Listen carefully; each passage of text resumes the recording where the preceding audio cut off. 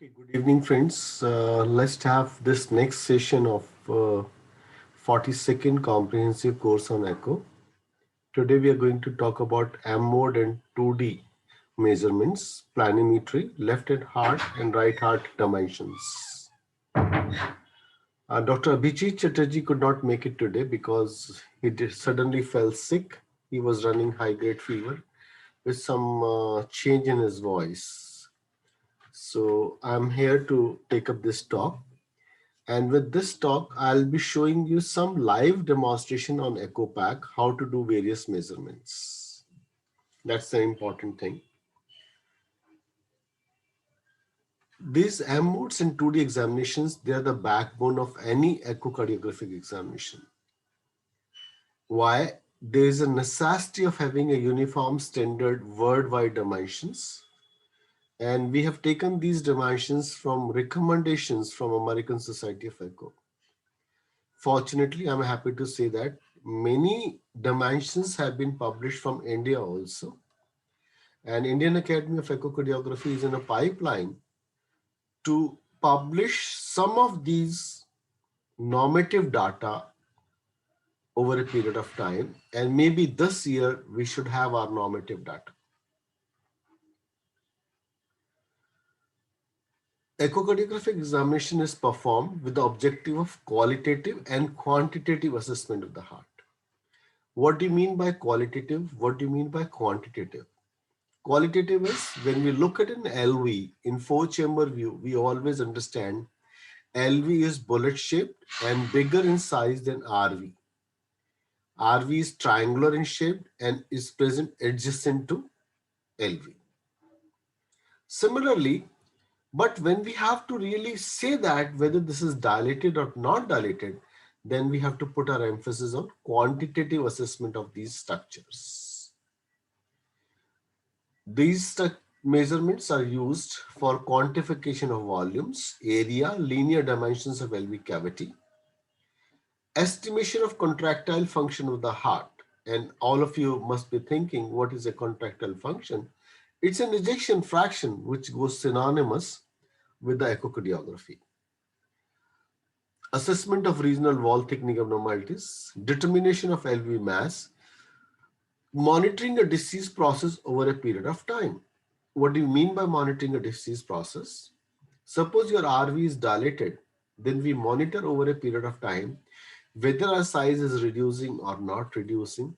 And that's how we look at various structures, how they behave with your therapeutic interventions. We talked of imaging planes till now. We talked of a grayscale. We talked about gain settings, transducer frequency, depth of image display, and the position of patients. First concept, what we talk is a concept of leading edge and a trailing edge.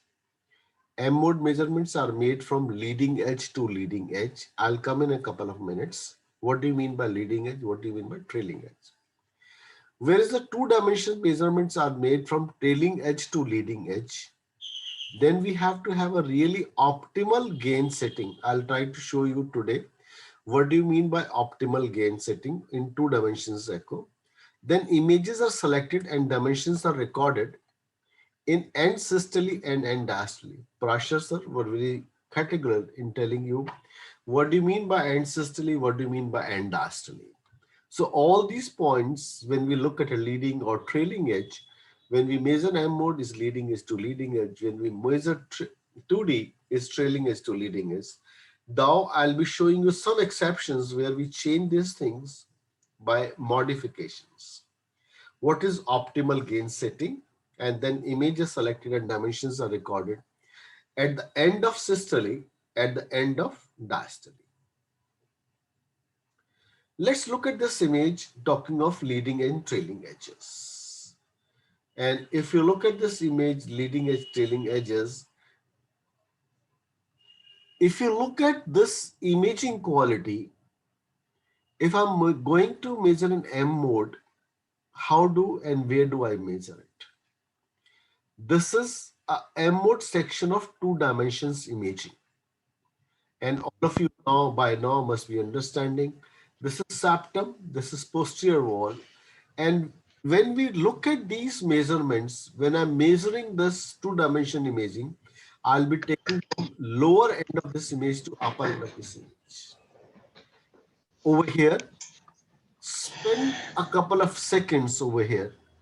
Look at this image. This image has got a definite thickness. Can you see over here? Where my arrow is pointing to. If I have to put this image together, this is a leading edge of this image because it's towards a transducer tip, and this is the leading edge of this image. So when we talk of leading edge in MO echocardiography, if I have to measure my septum or posterior wall, I'll be taking from this point to this point. If I'm doing my M mode measurement, I'll be taking from this point to this point. I'll try to show you more different aspects of this over a period of time when I'll go for a live demonstration from my echo pack. Next important part is end systole and end diastole. What do you mean by end diastole? End diastole is beginning of systole. End systole is beginning of diastole. If I have to take this on ECG, look at the Q wave on ECG, that is end diastole or a beginning of systole. If it's end systole, we look at what? We look at the most peak downward movement of interventricular septum or end of T waves. I'll go back to this image. This is diastole, the maximum dimensions for LV. This is diastole. The minimum dimensions for LV, this is systole, end systole. So this is end diastole and this is end systole. At this point, we'll say to you, whenever the LV is in maximum size, that is end diastole. Whenever the LV is smallest in size, that is end systole. However, these things will vary as we'll progress further because all of us must understand, because there is a period of isovolumic contraction time as well as isovolumic relaxation time, which we have to incorporate. The most important aspect comes, look at this particular point over here. The maximum inward dimensions is over here, where the maximum inward dimensions over here. These things, they are not in line with each other. It means septum contracts later than posterior wall. What all measurements we need to take at your level? Although I have shown you a large list of these measurements, I'm not going to talk you about all this. I'm going to talk a few of them. The first one we always look is the M mode at aorta, LA, AV cusp separation, and E point septal separation and LV dimensions. This is the image. This is a Plaques view. All of us has now a good knowledge of this Plaques view. If you drop a line straight into this Plaques view, cutting across the aortic valve, first cutting across RV, then cutting across aortic valve and aorta, and then coming to LA. So what do we cut? Here is, what is, this is diastolic or systolic. This is end diastolic. Look at this Q wave over here. So beginning of systole is beginning of Q wave or end of a diastole. So we have a maximum dimensions of this particular aorta over here. This is the maximum dimensions of RV during diastole. And then the aortic valve opens with systole, that's the beginning of a QRS complex, to end of a T wave, that is end systole, and this is end systole or beginning of diastole. Now, I'll spend 2 minutes over here. Let's go back to our previous physiological time, or when we were in first year of our medical educations. When would be the LV biggest in size? At the end of a diastole? When would be the LA biggest in size? At the end of systole. The systole starts with the contraction of LV along with opening of aortic valve leaflets. So this is a beginning of systole with the aortic valve opening with a Q wave over here. And whenever the aorta is biggest in size, aorta will be biggest in size at the level of mid-systole, because as the LV will start pushing blood into the aorta, aorta will dilate a little bit. And that's what exactly measures. We measure this aorta at the onset of systole. We look at this aortic valve opening at the onset of systole. And on top of that, we look at the LA at the beginning and at the end of systole. So we remember this aorta and aortic valve at the beginning of systole and LA dimensions at the beginning of diastole. They are the true dimensions. Number of times I'm going to show you. This is RVOT during diastole. This is RVOT during diastole. So this is end diastole. So we take RV will be biggest in size when? At the end of diastole or beginning of systole. So that's what we have to remember over a period of time. So this is Planck's view, where we measure aorta dimensions, where we measure aortic valve opening, and then we measure LA dimensions during early diastole or a beginning of diastole. Here is a pictorial diagram. I'm not going to look, don't look at this picture over here. This picture has been taken in short axis. We are not going to take in short axis. At your level, we are going to take only in parallel long axis view. So this is LA dimensions during diastole.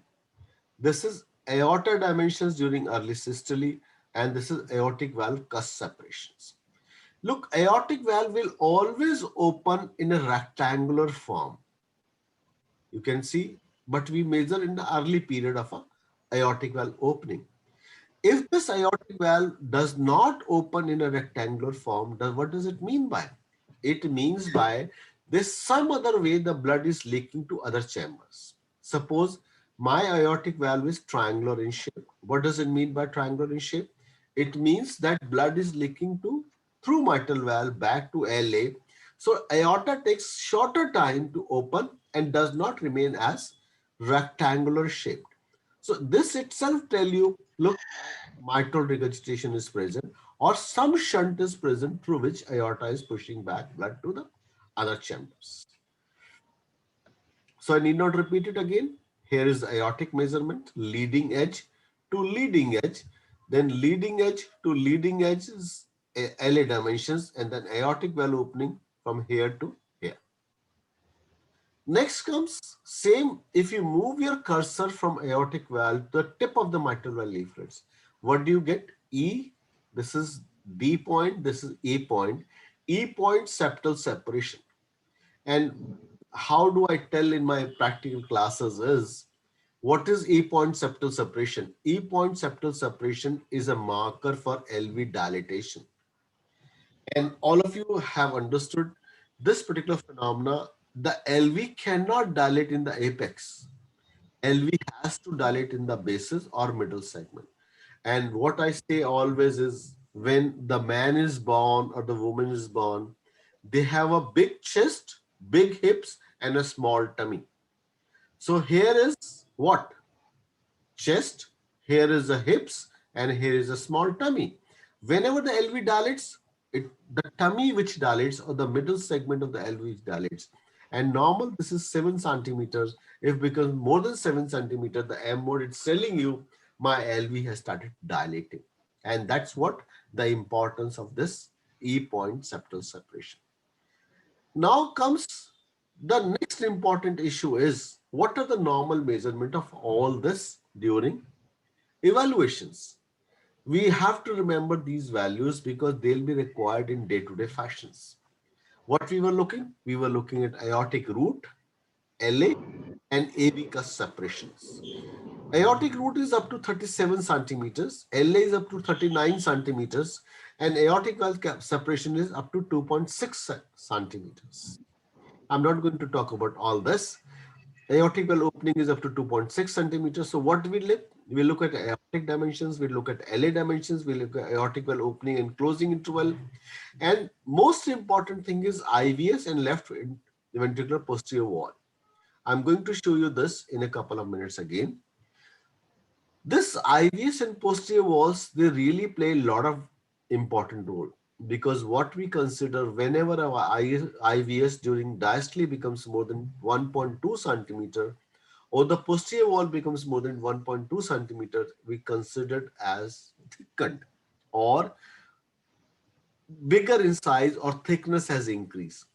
Similarly, when we have an end diastolic dimensions of LV is 5.7, highest one, and end systolic is 3.7. Why we need all these dimensions? We need these dimensions for a reason. Suppose you have a patient of aortic stenosis. What will happen? My IVS and posterior wall dimensions will go up. If you have a case of aortic regurg, my end diastolic and end systolic dimensions of LV will increase dramatically, because it's a volume overloaded conditions. This is how it behaves when we look at all these kind of things. In today's circumstances, we do not only spend time on this as absolute values. These are known as absolute value or a maximum values. But how can a person who is 5 foot 6 inches in height with a weight of 100 kg could be compared with a person of 5 feet with a weight of 60 kg? Because their body surface area will differ. And when we talk of these differ body surface area, we always take this indexed value. And in today's circumstances, if you have to remember these indexed values, you don't have to remember absolute values, but you have to remember indexed values, because indexed values plays a significant role in day-to-day practice today. If I have to tell somebody as a dilated LV, his end diastolic dimensions has to be 3.2 centimeters per meter square surface area. Suppose his body surface area is 2, so it becomes 64 or 6.4 centimeters if I have to call him dilated. Similarly, if a person has got a body surface area of only 1.5, so I'll have to add 3.2 plus 1.6 into it, becomes 4.8 as dilated. I don't say you don't remember them. You must remember them. But at the same time, when you talk of a really dimensions, you should always talk of index dimensions as the guidelines for telling something whether these chambers are dilated or not dilated, because the body surface area of one person definitely vary from the other person whom we are interrogating. Now look at dimensions of LV. That's what I was trying to tell you. This is my septum. This is my posterior wall. This is my septum during diastole. This is my posterior wall during diastole. This is septum during systolic thickening, and this is posterior wall during systolic thickening. Now, if you look at this image over here, he has not taken leading edge to leading edge. He has taken trailing edge to leading edge. Similarly, he has taken trailing edge to leading edge. And that's what the changes are happening over a period of time, because two dimensions imaging has got only a frame rate of 60 to 70, and number of machines which are used by students to begin with, they have a very low frame rate of 30 to 40. Whereas the M-mode imaging has got a frame rate of 1,000 frames per second. 1,000 is a huge number. So the imaging quality is much better. Remember what we talked at one time when we started our lectures? We said resolution as the word. So if we are talking of a resolution, the resolution of these M mode imaging is much better than the resolution of this two dimensions imaging.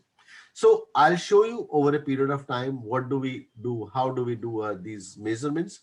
But if I have to measure these values, I'll measure from this point to this point is septum during diastole. This is end diastolic dimensions during LV. This is posterior wall during diastole. Similarly, septum during systole, end systolic dimensions during systole, and the posterior wall during systole. Many people you must have seen how do they measure in their labs. You must have seen the people, they'll take a maximum dimension during systole, they scroll this two-dimension image, and then they measure from the basal interventricular septum, this is a basal anterior septum, to basal posterior wall. Even that is not wrong. To some extent, this is being taken as a corrective measures by many people to look at LV dimensions. So what are the normal values? As I said a couple of minutes back, don't look at this chart. It's too uh, filled up to talk about all these kind of a thing. What I'll request all of you to remember is, remember 32 and 20 at LV, 32 and 19 as LV, 22 and 22 as aortic and LA. So maximum is 22, whether you talk of aorta or whether you talk of LA, 22 millimeters per meter body surface area. And move on to 32 to 20. I always say this word is 20 because it easily becomes rememberable. 20, 22, 22, 22, 32, 20. So aortic annulus 22, LA 22, 32 as end diastolic of LV, and 20 or 90 to be very precise, and systolic of L. So don't look at this chart, which is too much for you, but remember only 22, 22, 32 and 19 as the values when we look at evaluation. Next comes ejection fraction. Look here, if you look at very, very carefully, the females have become more masculine than males. Their ejection fraction starts as 54, where the men's ejection fraction start with 52. So ladies are really becoming more muscular, more virulent, more tigrous and everything over a period of time. So their ejection fraction by biplane method. Look, it's very categorically written, must be written over here, that we should not take ejection fraction by single plane method. We should take 4-chamber view and a two-chamber view to talk about ejection fraction. But when we talk of ejection fractions, rest apart from this 52 or 54, we drop down a 51 to 41, mildly abnormal. 40 to 30, moderately abnormal. Less than 30, severely abnormal. So this factor plays in every values if you look at all these kind of things. Only value is the initially 52 to 72, here is 54 to 74, rest all dropping back to mildly abnormal, moderately abnormal or severely abnormal. Next comes LA volume. LA volumes are normal up to 34 cc per meter, 34 milliliter or 34 cc per meter square body surface area. I'll be showing you over a period of time how do we measure LA volumes. And when the LA volume increases, they become 35 to 41, 42 to 48 or more than 48. We do not classify normally as the LA volume. We say increased if it's more than 34, or we say normal if it's 34 cc per meter body surface area. If you look at all these kind of things which is written over here, I'm not going to talk about all this. I'll show you a couple of more important things which are useful in day-to-day measurement. We look at LVOT diameter. How do we look at an LVOT diameter? We go to Plaque's window. We open the leaflet valves, and whenever the hinge point of aortic valve leaflets, and it's remember the same thing which I said a couple of minutes back, aortic valve opening is measured in the early systole. So where do we measure aortic valve opening? At the opening of aortic valve leaflet, and we measure at early systole of this aortic valve over here. And this is LVOT dimensions. This LVOT dimension is very, very useful. Why it's useful? Because the most important part of LVOT dimensions is this is the basis for calculating our cardiac outputs. How do we calculate cardiac output is, if we have got a LVOT dimensions, that is the diameter divided by 2 will give us radius. And area would come pi r square. Pi is 3.14, r is a radius, square of a radius into 3.14 will give us a area. Then what do we add? We add VTI or velocity time integral from our measurement in apical 5 chamber or apical 3 chamber to get a cardiac output from this particular phenomenon. You can get the cardiac output from other side also. How do you get the cardiac output from other side also? You look at the LV dimensions, volume during diastole. You look at a volume during systole. Diastolic volume, systolic volume will give you a cardiac output. Or stroke volume multiplied by heart rate will give you a cardiac output. Next important thing is, very, very important part is measuring a planimetry of the mitral valve leaflet. And where do we measure the planimetry? Can anybody say that? The planimetry has to be measured during when the mitral valve is open. When the mitral valve will open, same as aortic valve, mitral valve will open during early diastole. And this is what the parasternal short axis view at mitral valve level, when the valve is fully opened up. This is lateral commissure, this is medial commissure. We trace the mitral valve and take out a mitral valve area, because this area will give us what it'll give us a whether the mitral valve is normal or abnormal. The normal mitral valve diameter is more than 4 centimeters square. So this is 2.5 to 4 centimeters square. We talk of less than, mildly reduced is 1.5 to 2.5, moderately reduced 1 to 1. Severely reduced less than 1 centimeter square. But over a period of time after 2014, it was little modified. When we talked of severe or very severely reduced mitral valve area, and anything more than 1.5, we always considered as progressive mitral stenosis. So you don't have to remember till 2014. We have to remember after 2014. Any mitral valve area more than less than 1.5 is severely reduced. And if it's less than 1 centimeter, is a very severely reduced mitral valve area. Next comes ejection fraction. I'm going to show you this particular picture. However, I'd like to show you the real measurements of this LV ejection fraction. How do we measure LV ejection fraction is, we go to the maximum volume of LV. Then we start from one point, or a medial annulus or a lateral annulus. Here we start from medial annulus, goes along the line of black and white interface, come back and keep our cursor back to lateral annulus. And whenever you say click, these lines will join together, and this long axis or this length will come up automatically. Same thing is done during systole, and look at this. Over here, the end diastolic volume is 61 ml and end systolic volume is 25 ml, and 65 minus 20, 61 minus 25, which comes out to be 36 ml, is the stroke volume. And if you modify this 36 into heart rate, that'll give you a cardiac output. At the same time, 61 minus 25 divided by 61 will give you ejection fractions. We calculate ejection fraction by 4-chamber view and a 2-chamber view together to give you an average ejection fractions. Nothing more has to be said with this 16 segment model. We have talked a lot about this. Is septum, this is lateral, this is inferior, this is anterior, this is anterior septum, and this is a posterior wall. And based on this, we call them as wall thickening abnormalities.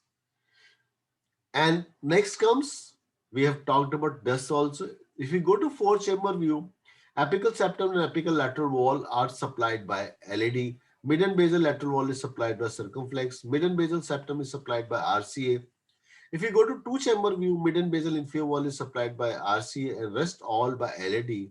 If you go to 3-chamber view, mid and basal posterior wall is supplied by circumflex, and this apical, there is no apical posterior, there is no apical anterior septum.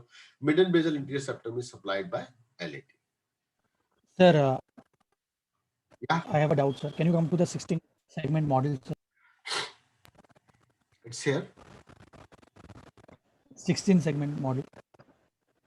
No, sir. One step back, one page back, sir. In this, there is posterior lateral wall. That is mentioned. The other page where it is showing, yeah. There's a lot of it is divided confusion with into, this. sorry, it is divided with posterior Lot lateral wall of and inferior wall, sir. There's a lot of confusion, which I'll like to show you. Do we consider inferior septum? Just a minute. Let me complete first. We talk of 17 segment model. We talk Yeah. of 16 segment model. Problem is when we are utilizing this new nomenclature of 17 segment model, majority of machine, they're still adopting a 16 segment model. That is the problem which we are facing every day.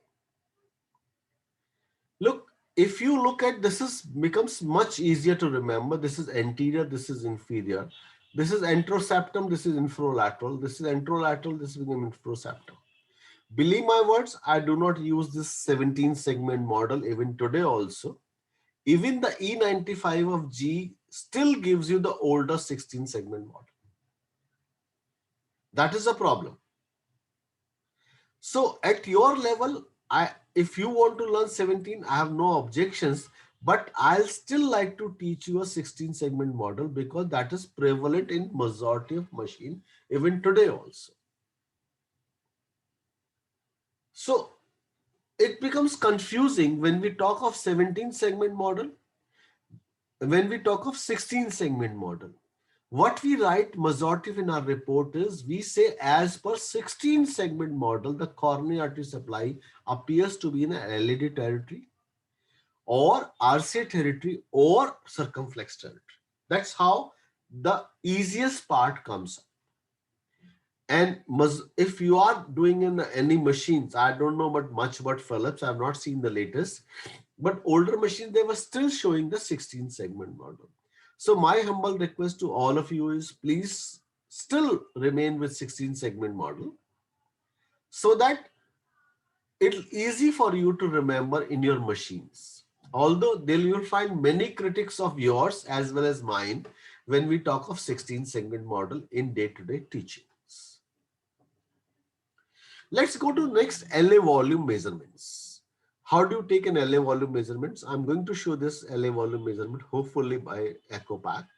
We go to 4-chamber view and we scroll to end systole when LV has collapsed, has gone to complete systolic contraction, and LA has become dilated. What do? We trace the LA volume, LA area, and then we take a length. Similar thing we do in 2 chambers view, trace the area of the LA and we take a length. The formula is 0.85 into area 1 into area 2 and shorter of these two lengths. That's give you LA volume absolute values divided by body surface area will give you indexed value. And here is an example. We took this area in 4-chamber view. We took this area in 2-chamber view. Then we measure the length of this LA, length of this LA. Look at the length of this LA is 6.15, length of this LA is 6.74. If you look at this area is 20.2, 26.6. Now this slide is very old. The area calculated by this method is 0.85 into 20.2 into 26.6 divided by 6.5 because 6.515 is smaller than 6.74. It comes out to be 74 mil. Normal is 34 cc per meter square area. So when we said 34 cc per meter square area, body surface area was 1.75 meters. 74.26 divided by 1.75 comes out to be 42.4 mil per meter square area. This is a slide maybe 1 or 2 years old. Now, what is the new concept has come? The new concept says there should not be variation of the LA area by more than 10%. Look, it's 26 centimeters square. This is only 20. So if this is 20, I have to go back and take this LA area again because it should be close to 25 or 24. It cannot be less than 24 because LA is a globular shaped an area or rounded shape an area. So if I'm taking an measurement which is 20 over here and 26 over here, it means my LA has not opened up completely in this picture. Formula remains same, 0.85 into area 1 into area 2 divided by shorter of these length. Now you will say, it's a very cumbersome method. I do agree it's a cumbersome method. But whenever you buy your machine, tell your vendor to create an LA volume in that. Once you will measure this length over here, area over here, then take, apparently you can look which one is a shorter length and measure that shorter length. That will give you an LA volume index straightforward in your machines.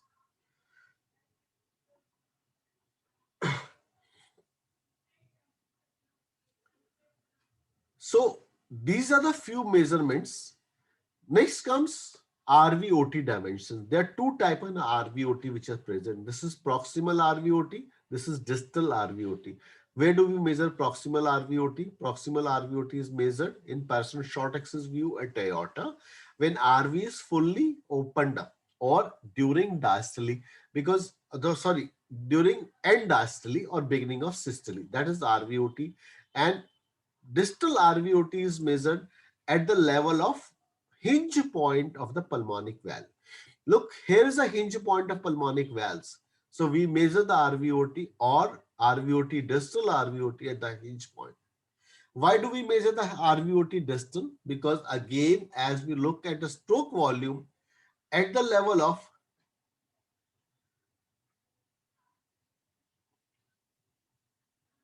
please do not write on the screen.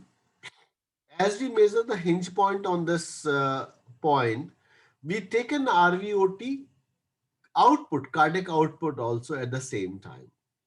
We put a sample volume at RVOT proximal, then we take an RVOT diameter. Diameter divided by 2 will give you an radius, pi r square, that will give you an area. Multiplied by RVOT VTI will give you a cardiac output at the RVOT level. What we say is a pulmonic. And what is the significance of this pulmonic output is, we say QP-QS ratio. QP ratio will come from RVOT and RVOT VTI. QS ratio will come from LVOT into aortic LVOT VTI. That's how it behaves when we talk of RVOT proximal, RVOT distal. We are not going to talk about this vena contracta at the moment. Next comes the live demonstrations. And I'll go back to the live demonstrations and show you how do we look at a live demonstration of these particular images. I'll close my presentation over here and stop measuring it so that I'll go share my next slide where I can show you a live demonstration of this particular phenomenon.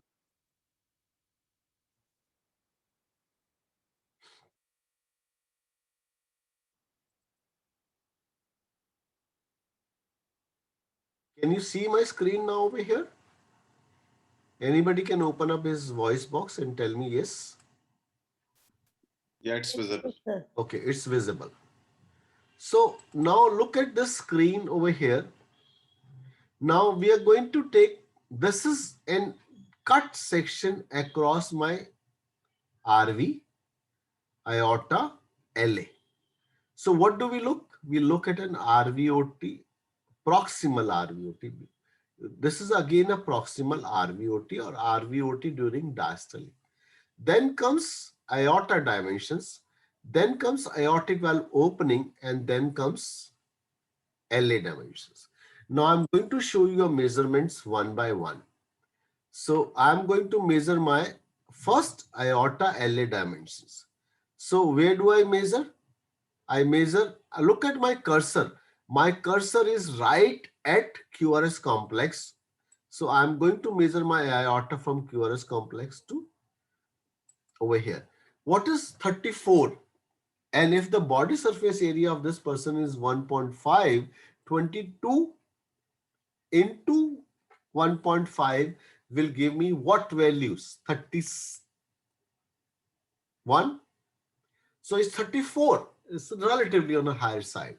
What is the normal body surface area of a patient is approximately 1.7 to 1.8. And if you look at an absolute value is normal. Other measurement is we have to measure the LA dimensions. Look, I can have to measure my LA dimensions from this point to this point.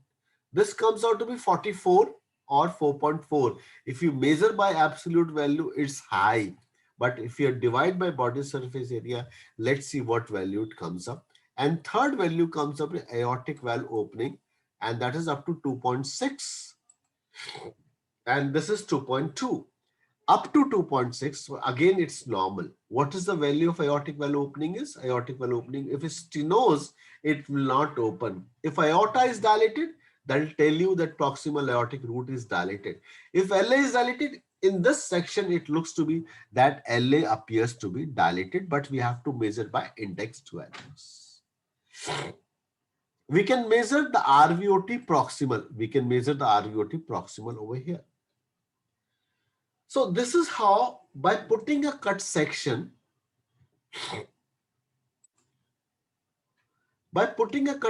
across this plaques window, I'm looking at RV. This is RV. Then aorta. Then aortic valve opening. LA dimensions. And that's how we look at first measurements. Now let me just show you another view. Concentrate on this view. This view has been made categorically by looking at this central line. Let me draw a line right into the center of this view. Your image should be such that you should be able to see only the proximal interventricular septum or anterior septum and proximal posterior wall. So when you cut a section, it will cut the anterior aortic root, posterior aortic root, and then a LA and aortic valve opening. Look, it's showing the same thing out here. It's cutting the aortic root. Here's the aortic valve opening. Here is the LA, and here's the anterior aortic root. Here's the posterior aortic root. We can move this cursor line to the tip of the mitral valve leaflets, and then just distal to the tip of the mitral valve leaflet, we can get the LV measurements. I'll try whether I am able to show in this picture or not, because I can't move this M mode measurements. Let me see. Yeah, I hope I should be able to measure. Move my cursor limits. Yeah, I'm able to get this. Great. Now I'm able to measure my, let me take a caliper, and this is my E-point septal separation. What is the E-point septal separation? It's about 1.1. It's borderline abnormal. So that's what it's telling you. It's a borderline abnormal. I'll go a control a little better. I'll move this cursor line to just distal the tip of the leaflets. I hope I'm able to move it again.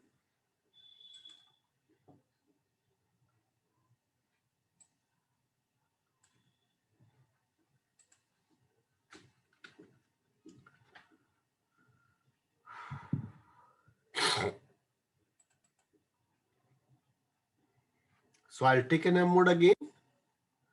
Move this line. Now this is M mode. Move this cursor line to just distal to the tip of leaflets.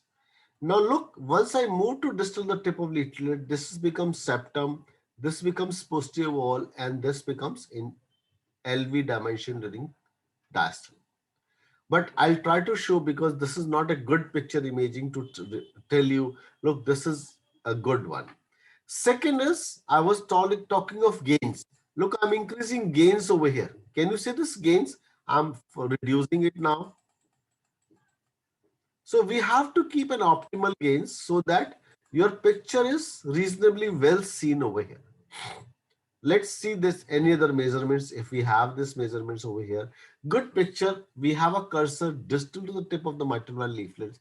Now we can see the septum, we can see the posterior wall, we can see the septum during systole and the posterior wall during systole. Let's measure this LV dimensions.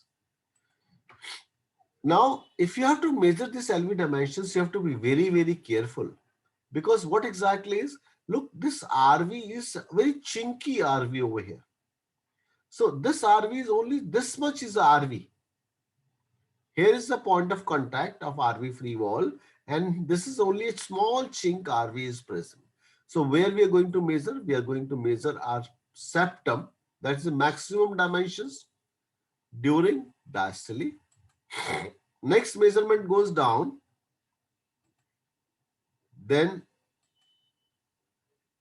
this is posterior wall during diastole. Now anyone you can say why I did not measure this, why I measured this. This is a chord which we have to avoid.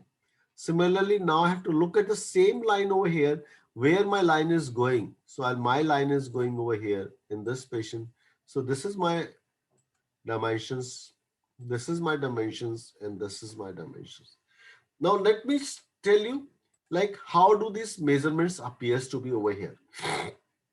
This is IVS. This is IVS during diastole. So 1.5, I said 1.2 is the highest one, is the thickened. Similarly, the posterior wall over here is how much? The left ventricular posterior wall is 1.2. So this is high normal. This is definitely thickened. And this is one the dimension LV dimension during diastole. So look at this picture.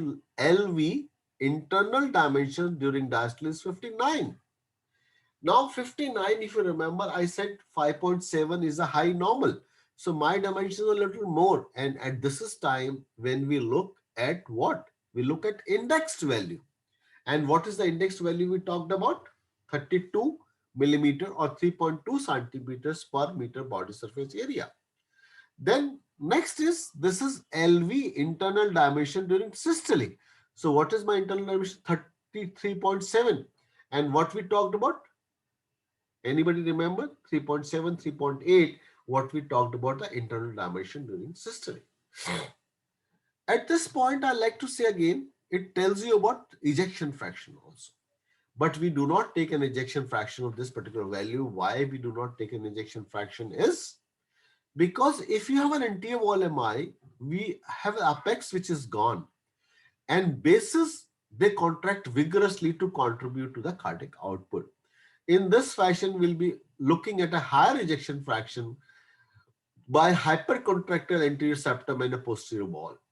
And that's why we do not look at this ejection fraction by Tichols method or by M-mode method in Plaque's window. And we always look at ejection fraction in apical 4-chamber and 2 chambers. So let's go back to other pictures. Let's look at how do we calculate ejection fraction, the real gold standard for any ejection fraction. Now, in this patient, who is a case of aortic stenosis, and look at his LV. LV is really, really thickened. This is black, this is white. What we look at ejection fraction is black and white interface. Now I'm going to stop this movement. Look at this point over here. I'm going to scroll to beginning of QRS complex. So I'll move my frame to frame, go to beginning of QRS complex. Now it has gone to QRS complex and LV has become maximum in size. How do I look my ejection fraction in this patient is? I go to measurements. I go to volumes, go to biplane ejection fraction, and then start with the medial annulus. Trace now slowly, very carefully and slowly trace with black and white interface. Go along with this line.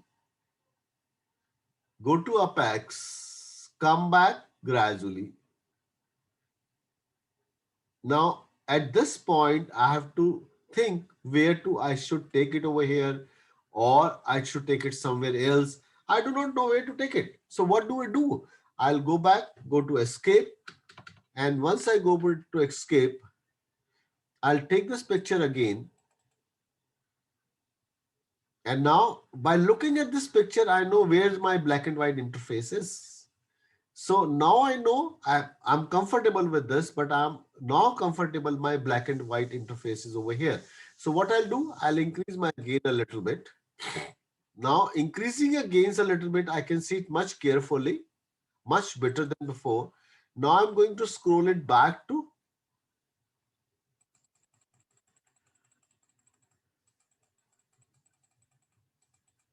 now looking at the image, try to find where is my black and white interfaces.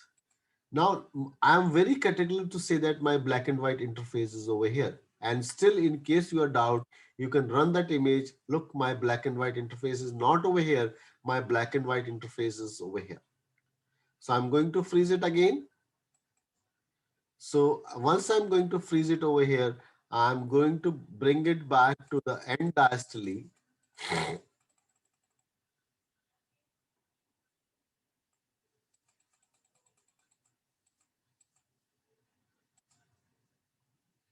So this is end diastole. Now I'll go to volumes, go to four chamber view. Then I'll start with the medial annulus, trace it gradually to the apex.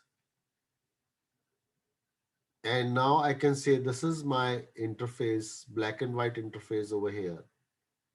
Bring it, a little came a little early with a click.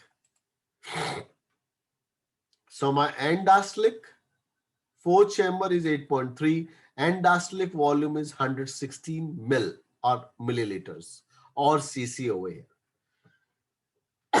Next comes, I have to move frame by frame to end systole.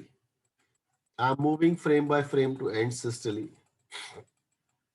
And with systole, you can see a much better systolic frame. Now, this is end of a T wave. This is end systolic volume. And can you see this part which is not contracting at all? Rest all segments have contracted very well. So I'm going to measure the segments over here. Start with the medial annulus, go up, come back, ups.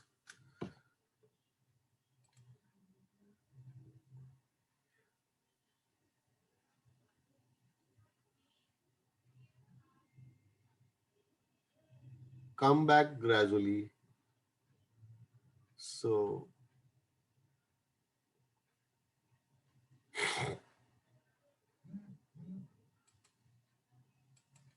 what do you see over here? It's wrong measurements, 116, 167 mil, 42% ejection fraction, which is possibly not true. Which means more than that, because once you look at a visual ejection fraction, it appears to be 50, not less than 50 at any cost. Anyway, that's how we measure it. Once we have done in four chamber view, we go to two chamber view also. Sorry to interrupt you over here. Yeah. But what I see is that here the interface was somewhat inside the cavity. We'll go back again, Dr. Chuk. Let me just do this two chamber view and then we'll say inside or outside. We'll repeat it again. Okay. That was 42 and let's see what does this ejection fractions come out with this two chamber view.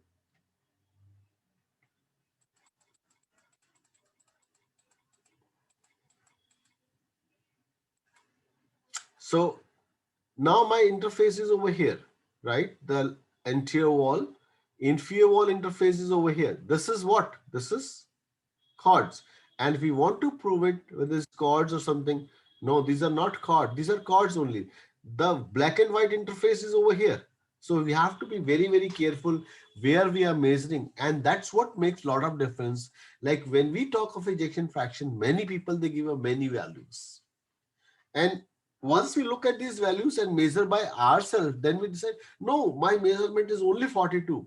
This is not true, because in case you are not careful at this moment, you'll keep on measuring over here. You'll not measure it over here. So I'm going to stop it for you and let's see how, where and how much the ejection fractions comes out to be. So I'm at the QRS complex over here. So I'm going to measure my measurements at 2 dimensions view. Here is my inferior annulus. I'll go up.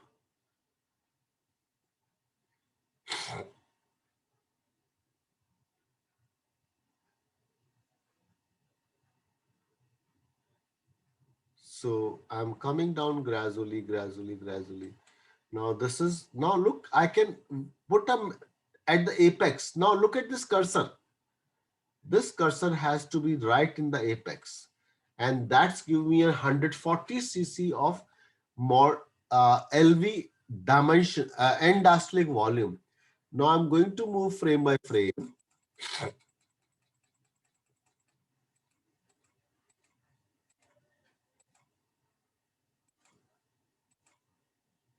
So we are almost close to end systole. Now this frame is, now this is end systole. I'm going to measure it end systole starting from the same point, going back up.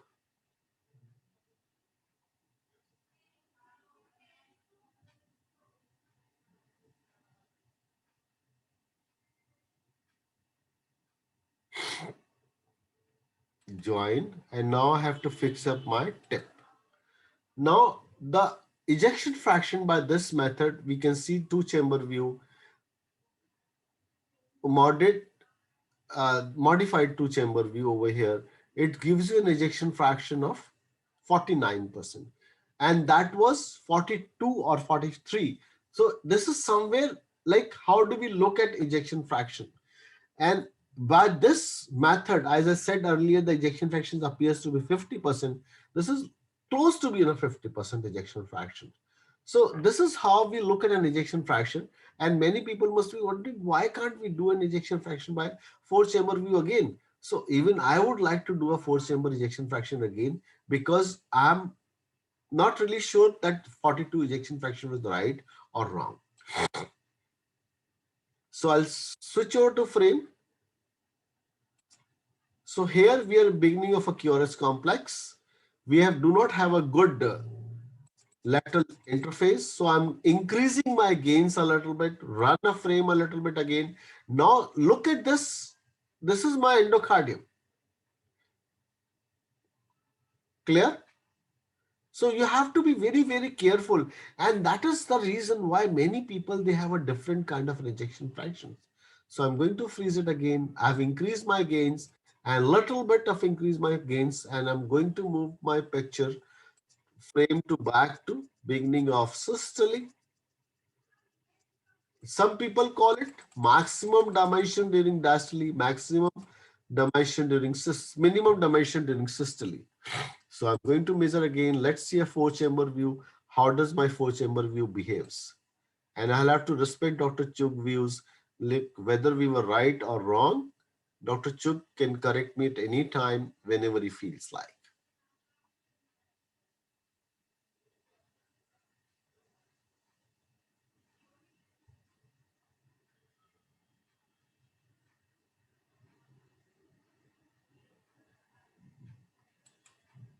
So I'm going to adjust my apex. So now I'm going to move my frames one by one. Smallest. Now it started opening up. So I'm going to measure it again. Start with the medial annulus.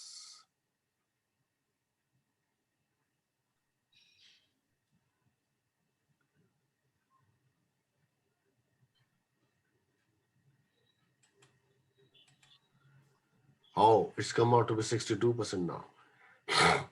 So next point comes, it was not 42 for sure. Next point comes, whether you include papillary muscles is not seen in this view. Whether you include papillary muscle or you do not include papillary muscles. Here is a papillary muscle. So whether you include, it's up to you. You want to include it, include it. If you don't want to include it. So whatever you do, you should do in both diastole as well as systole. So we talked about ejection fraction. We talked about LVOT dimensions. Now we have to measure LVOT dimensions. Not a good picture. Let me just see any other movie picture is there. Yeah, it's good picture is over here. Must be. No, it's not moving. It's not moving. It's not moving. Oops. I'll go to archive.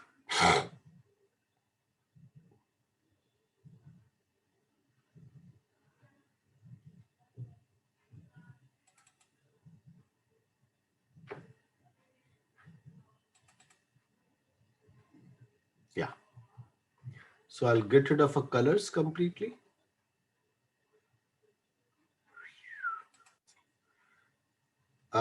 Is still not a good picture for demonstration, but I'll try to demonstrate.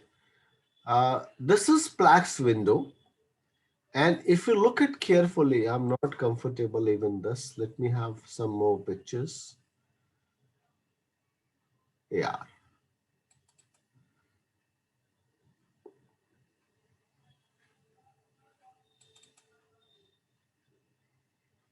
Yeah, wonderful. And the problem over here is we have to increase the gains a little bit. Now I can see Initially, I was able to see a very good right coronary cusp. I was not able to see a non-coronary cusp over here. So I'm going to freeze this picture, stop, then move frame by frame.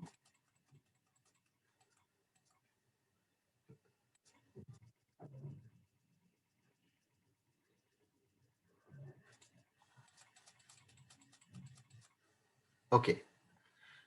This is beginning of a systole. If you can look at the cursor, red cursor over here, and look at the aortic valve, which is closed completely. So I'm going to open up the aortic valve a little bit. Okay. Now this is right coronary cusp and this is non-coronary cusp, and this is a hinge point for this non-coronary cusp. This is a hinge point for right coronary cusp. I'm going to measure this dimensions now. I'm going to take a caliper. So I'm going to take a hinge point from this point to this point of is 2.2. Roughly 2 centimeter is a normal LVOT diameter. If it's a small person like 1.5, we can accept 1.8 centimeter as an LVOT dimensions. Otherwise, we always remember this value is approximately 2 centimeters. Today in real world, we do not take this LVOT dimensions so easily. Because why? This all depends on a cut section of our patients. We can increase this dimension, we can reduce this dimension. And this is the most trickiest part which we are facing in our practice today. I'll try to show you some more measurements from this patients. But that's how we measure it. That's an important issue.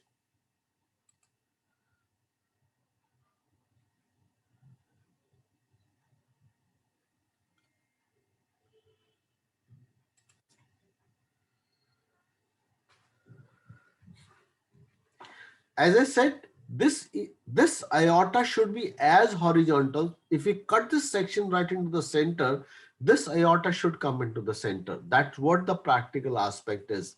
And this is an oblique imaging for cutting an aorta. So I'm going to increase the gains again to look at the non-coronary cusp, freeze the image a little bit whenever I can do that.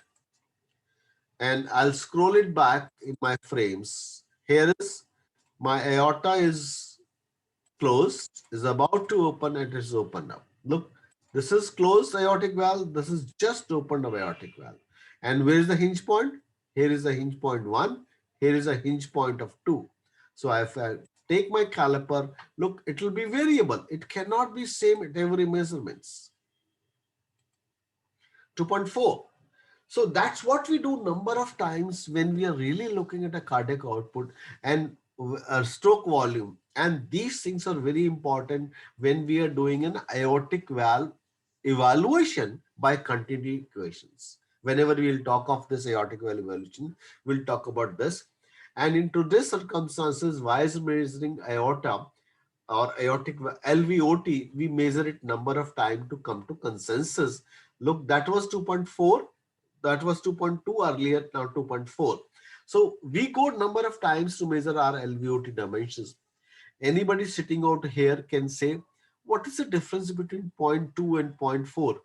Well, when we multiply this, one area would be 1.1, one area would be 1.2. Radius would be 1.1 and one radius would be 1.2. It transforms to large number of errors because 1.1 and 1.2 square of it multiplied by 3.4 will give you a large change in a volume or large change in areas. Let's look at this question. One point. You said 2.2 and 2.4. You gave two readings. Same readings we will also get when we'll be doing it. So what is the right value then?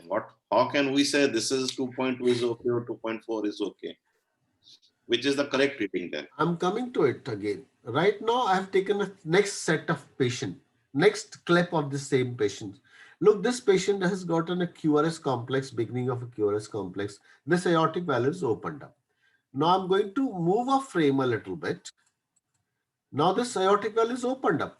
This is a hinge point of posterior wall. This is a hinge point of this is right coronary cusp, this is non-coronary cusp hinge point. So I'm going to measure this hinge point of right and non-coronary cusp.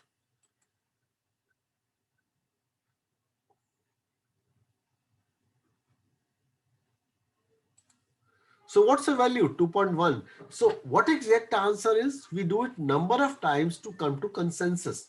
Once we'll do number of times by doing this measurement and trying to bring this aorta right as per parallel or bring this aorta right into the center. This is not possible in this echo pack. We can do it live whenever we go live, possibly next to next week. We should be live on our machines to demonstrate you all these things on a machine and a subject itself. And whenever those things will come up, I'll try to show you like how exactly we measure this aortic LVOT diameter on a live subjects. But this is, let me see some other image if it's really horizontal aorta is present. And let's go to the aortic valve. If the aortic valve LVOT dimension is really an important part.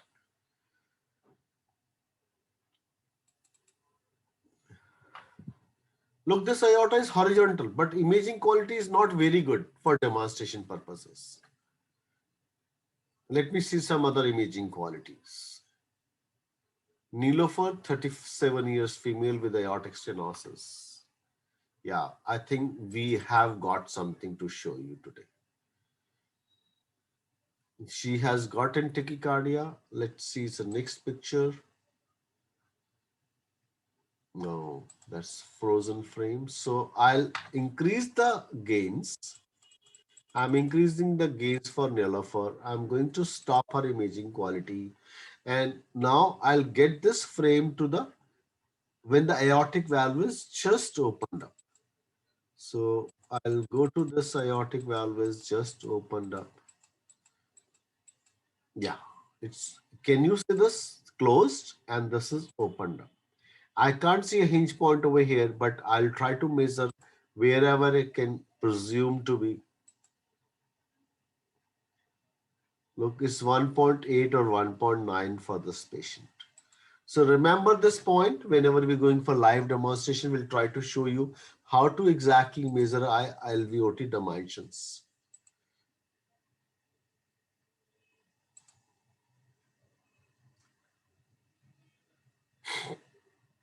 I'll freeze this frame and show you how to measure RVOT dimensions.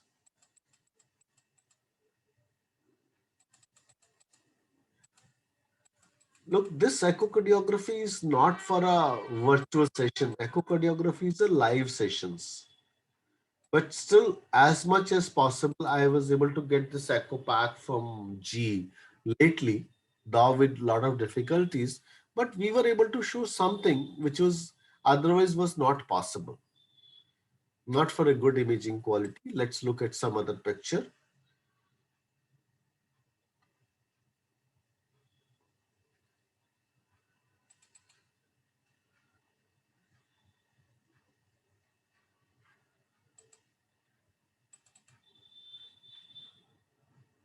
Wonderful. Again, not good, but still it's okay. We can still show you how to measure it. I'll switch off my colors, freeze my image, stop, scroll back to beginning of systole.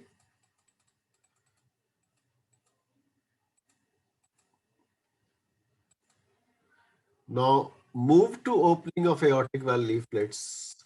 Now look at this frame, closed. This frame opened up, closed, opened up. So this is hinge point of one leaflet. This is a hinge point of another leaflet. And we measure this hinge point from one leaflet to another leaflets. 2 centimeters. But true pictures will come when this particular aorta, I say horizontal. Look at the direction of this aorta. If I have to say the direction of this aorta is like this, correct? I need to take an aortic dimensions. Aorta should be like this if my views are correct. And this aorta will become only like this when you bring this image little towards left hand side so that this aorta if I draw a line right into the center of this image,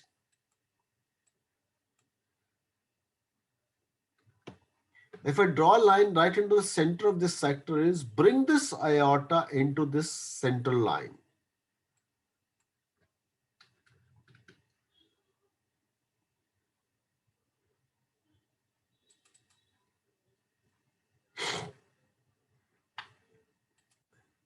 So let me stop this. What I'm trying to say is go to caliper, one point in the center,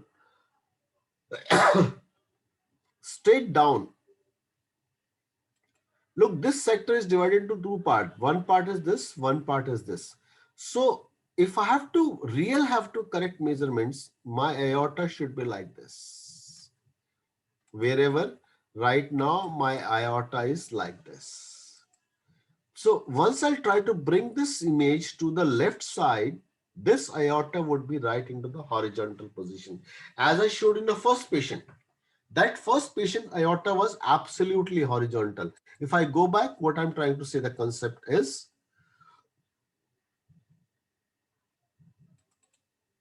now the imaging quality for that aorta is not very good, but that is a true correct picture, what we expect from all of you. Now look at this. If I draw my line right over here, my aorta will cut right into the center.